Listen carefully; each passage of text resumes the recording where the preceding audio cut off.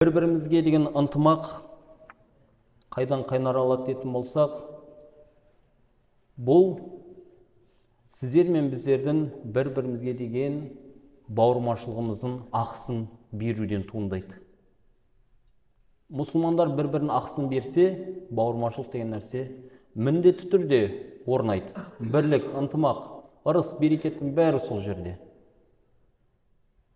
Оған не керек дейтін болсақ, атағанымыздай бір-біріміздің ақымызды беру.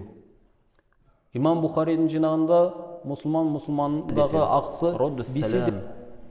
Ол амандасса, оған сәлеміне, ол сәлем бергеннен де әлде қайда көркемірек жауап беру. Ассаламу алейкум деді ме?